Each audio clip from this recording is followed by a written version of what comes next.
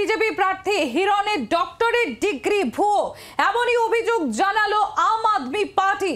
যখন তিনি মনোনয়নপত্র জমা দেন সেখানে নিজেকে আইআইটি খড়গপুরের রিসার্চ ফেলো হিসেবে হলফনামায় উল্লেখ করেন বলে দাবি আম আদমি পার্টির তরফে। এবং হিরণের প্রার্থীপদ বাতিলের দাবি জানালো আম আদমি পার্টি। তাদের বক্তব্য, হিরণ চট্টোপাধ্যায় কোনোভাবেই গবেষণায় যুক্ত নন। আইআইটি খড়গপুরে এই নামে কোনো রিসার্চ ফেলো নেই। ঘাটালের বিজেপি প্রার্থী হিরণের ডক্টরেট ডিগ্রি ভুয়ো, নির্বাচন কমিশনে এমনই অভিযোগ জানালো আম আদমি পার্টি। হিরণ চট্টোপাধ্যায় কোনোভাবেই গবেষণায় যুক্ত নন। খড়গপুর আইআইটিতে এই নামে কোনো রিসার্চ ফেলো নেই। আইআইটি খড়গপুরের রিসার্চ ফেলো হিসেবে হলফনামায় উল্লেখ বলে দাবি আম আদমি পার্টির। আমাদের প্রতিনিধি সুতপা সেন রয়েছেন আমাদের সঙ্গে। সুতপা, আম আদমি পার্টির তরফ থেকে হিরণ চট্টোপাধ্যায়ের প্রার্থীপদ বাতিল নিয়ে নির্বাচন কমিশনের কাছে আবেদন করা হচ্ছে এবং তাদের অভিযোগ যে তিনি হলফনামায় আইআইটি খড়গপুরের রিসার্চ ফেলো বলে উল্লেখ করেছিলেন নিজেকে, কিন্তু এই নামে কোনো রিসার্চ ফেলো নেই আইআইটি খড়গপুরে।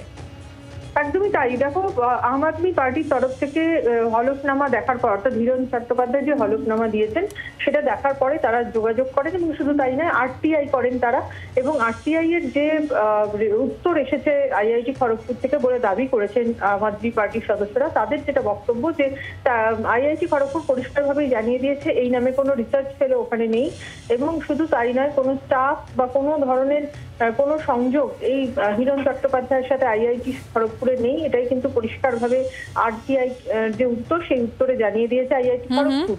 এবং তারপরেই তারা নির্বাচন কমিশনে আসেন এবং সেই উত্তর সম্বলিত চিঠি নিয়ে তারা যোগাযোগ করেন নির্বাচন কমিশনের সাথে এবং তারা দাবি করেন যে যেহেতু তিনি হলফনামায় মিথ্যা কথা উল্লেখ করেছেন, তাই তার প্রার্থীপদ যেন খারিজ করে দেয় নির্বাচন কমিশন। ধন্যবাদ সুতপা।